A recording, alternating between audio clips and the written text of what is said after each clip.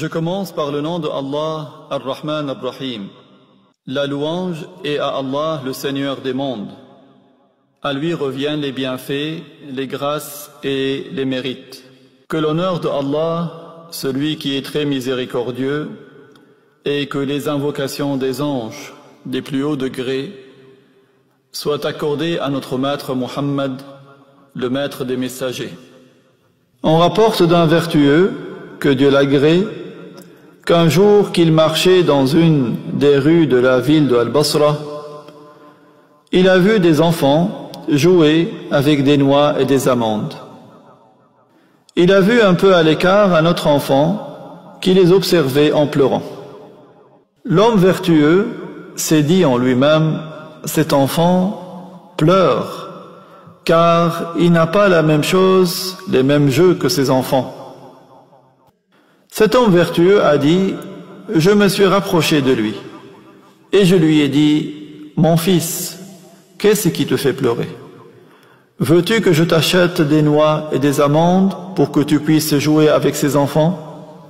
C'est alors que l'enfant a levé son regard vers cet homme vertueux, et il lui a dit, oncle, nous n'avons pas été créés pour jouer. L'homme vertueux lui a dit, mon fils, pourquoi donc alors avons-nous été créés? L'enfant lui a répondu, pour la science et pour l'adoration. L'homme vertueux lui a dit, mais d'où tiens-tu cela? Que Dieu t'accorde des bénédictions. L'enfant lui a répondu, par la parole de Allah Azza wa Jal, de laquelle nous comprenons, croyez-vous donc que nous vous avons créé absurdément et que vous ne reviendrez pas pour le jour du jugement? L'homme vertueux lui a dit alors, mon fils, je constate que tu as beaucoup de sagesse. Exhorte-moi de manière concise. C'est alors que l'enfant s'est mis à dire en poésie, je constate que le bas monde se prépare à sa fin. D'une manière plus rapide que beaucoup le pensent. Ce bas monde ne demeure pas pour quelqu'un de vivant, et aucun vivant dans ce bas monde ne demeurera. C'est comme si la mort court pour atteindre l'âme de la personne. Ô toi qui es épris par le bas monde, fais attention et protège-toi de ses plaisirs. Ensuite, l'enfant a levé la tête vers le ciel. Il a dirigé les paumes de ses mains vers le ciel avec son visage inondé de larmes. Il a levé la tête vers le ciel car, comme vous le savez, le ciel est la source de la descente des miséricordes et la direction pour les invocations. Il s'est mis à dire, ô Allah, toi à qui nous nous adressons et à qui nous avons recours. Puis l'enfant est tombé par terre évanoui. L'homme vertueux a dit, j'ai pris sa tête pour la déposer sur mes genoux. J'ai enlevé la terre qui avait collé à son visage. Et lorsqu'il s'est réveillé, je lui ai dit, mon fils, pourquoi tout cela et tu es encore enfant? Tu n'es pas de ceux à qui des péchés sont inscrits.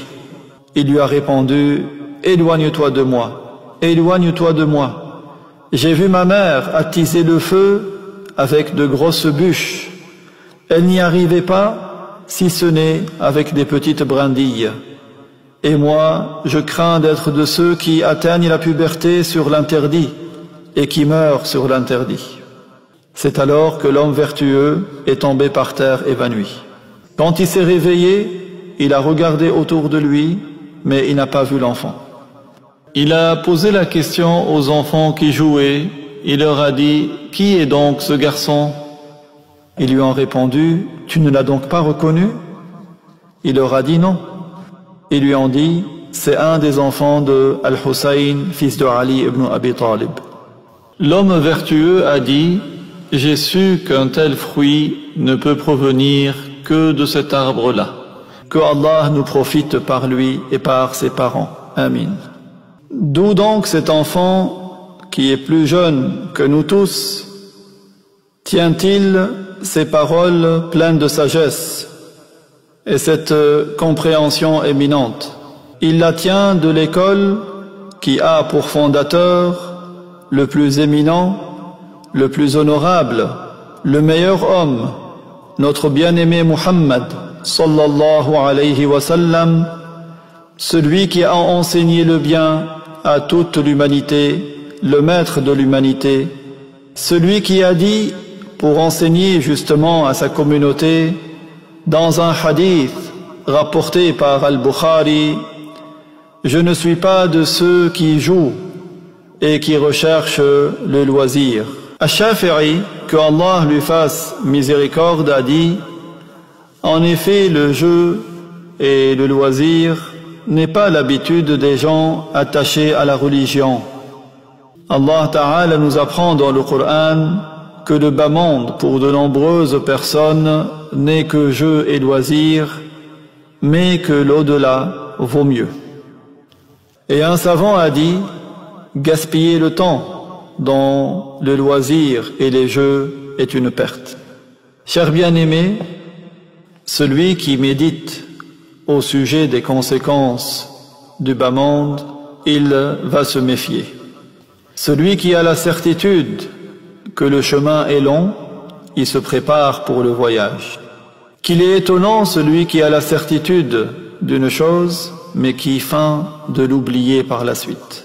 Que c'est étonnant que la personne soit sûre d'un mal qui risque de lui arriver, puis elle l'oublie. Il craint les gens, mais Allah mérite plus qu'on le craigne. Son âme va avoir le dessus pour l'entraîner à suivre ses conjectures, et il ne va pas avoir le dessus sur son âme pour la contraindre à suivre ce dont il est sûr. Parmi les choses les plus étonnantes, c'est que l'homme soit heureux de sa prétention, qu'il soit insouciant de ses jeux, alors que rechercher les plaisirs pour son âme l'ont détourné de se rappeler qu'il est en train de se détruire. Un soufi a dit « Le temps est la plus précieuse des choses pour toi. Alors occupe-la par ce qui est le plus précieux, l'adoration de Allah, le Seigneur des mondes. »